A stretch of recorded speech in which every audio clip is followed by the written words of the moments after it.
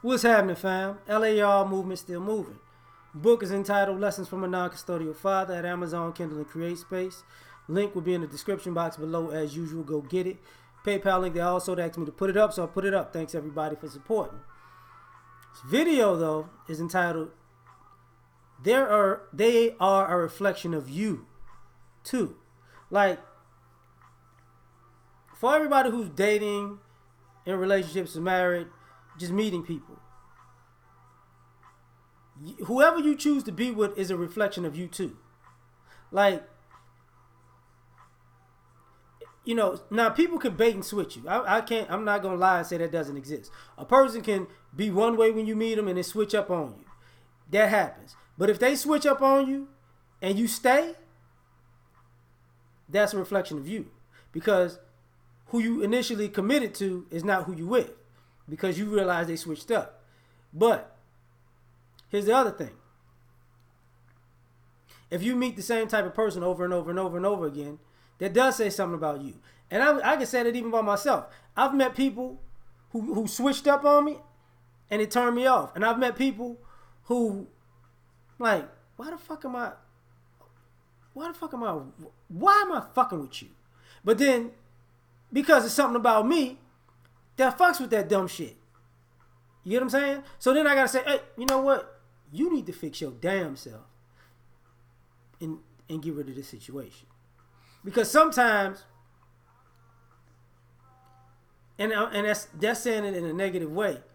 Sometimes when you make yourself a better person, you might wind up being lonely for a time period because you've been attracted to people who weren't good people because you weren't a good person. So when you become a better person, guess what's going to happen? You're going to get more attracted to better people. That's what's going to happen. And the people that you used to deal with, y'all just not going to be on the same page at all. At all. If you wasn't shit and they wasn't shit, y'all work together. You decided to be better and they still ain't shit, it's going to cause a problem unless they want to be better. Now, that has to do with you. You know, have I grown apart from people from growing up? Absolutely. Have people grown apart from me because they grew up before I did? Absolutely. But the question is, do they represent you? Because your choice is a representation on you. Oh, I'm always with cheaters. Okay, so what happens when you're not with a cheater? Do you give the person that's not a cheater a hard time? Or do you complain about the cheater that's the cheater, but you're still with the cheater? You know, same thing with a liar. You got with a liar, but you don't want a liar, but somebody who's being honest with you, you can't handle that. That says something about you, that you could just stay there. See, there's nothing wrong with being in a place. There's nothing wrong with being in a dysfunctional place. There's something wrong with staying in a dysfunctional place. That's what it is. You know, they're a representation of you. If you with somebody and you go out and it's like, damn, you making me look bad. They don't have a problem making you look bad because either you accept people making you look bad or you make them look bad in certain places and they accept it too. So both of y'all in that type of relationship. And the reason I'm saying this is because of the reverse of this, really. Because when you see two people at a good space, they represent each other at that good space. They chose each other at a good space. Or they chose to be at a good space independently and then wind up meeting another person who wants to be at a good space. And they both worked on making their space good. And got together like that. It's a decision. And guess what? When you're in that good space, it puts the other person like, you know what? I want to stay in this space. See, a lot of times we don't really want to admit that we might not be committed to people.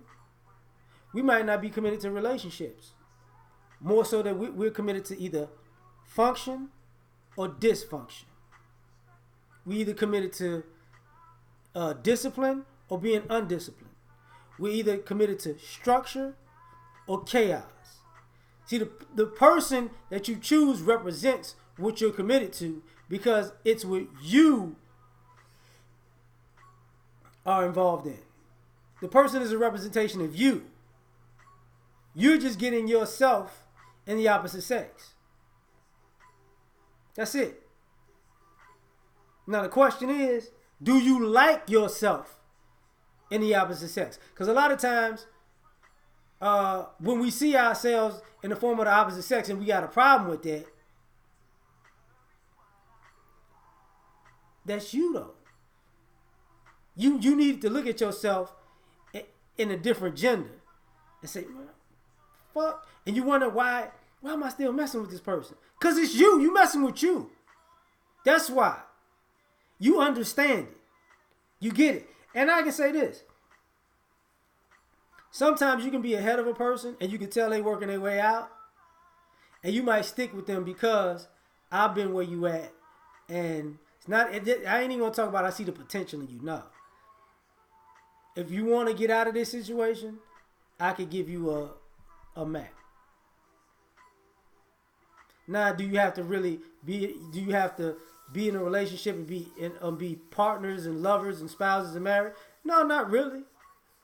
You know, you could just be available to give them a map, or you could be those things also.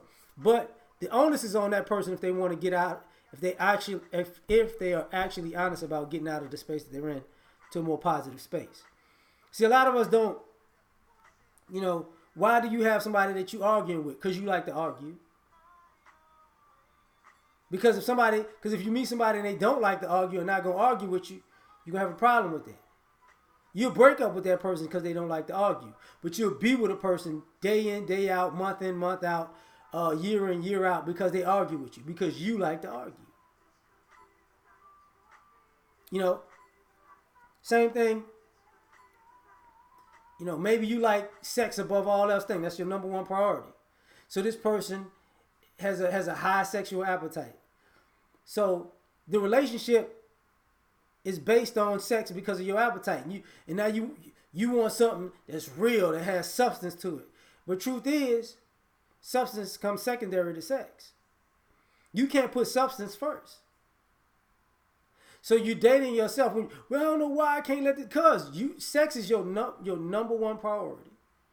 So as long as that person is giving you your number one priority, which is a representation of you, doesn't matter. You can complain all you want to, but you're going to be in bed with them.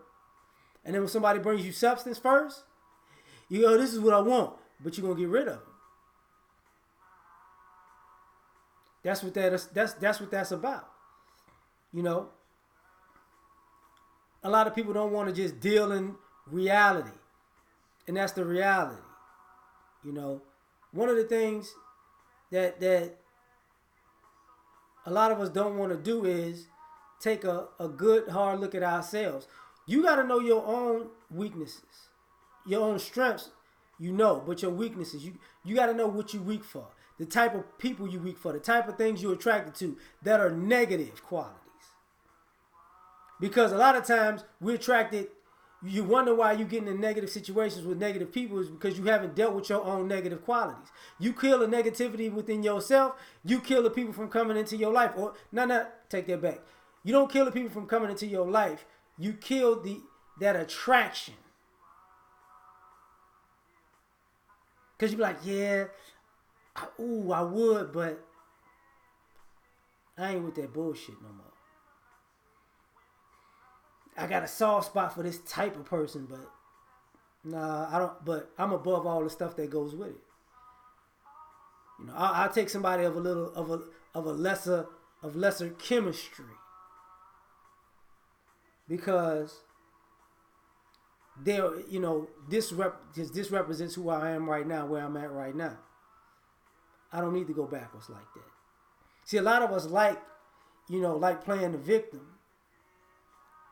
Because we're choosing people that make us look bad, but we're choosing ourselves and making somebody a scapegoat. See, a lot of times that person is just the scapegoat for your fuckery. Can you deal with that though? A lot of us can't. A lot of us like, that's too much. That's too real. Can't fuck with that. You laying this a little too heavy on my heart, but that's what it is. You know, they are a representation of you. Who are you? So I'm done with this one. Like, share, subscribe. Catch y'all on the next one. Peace.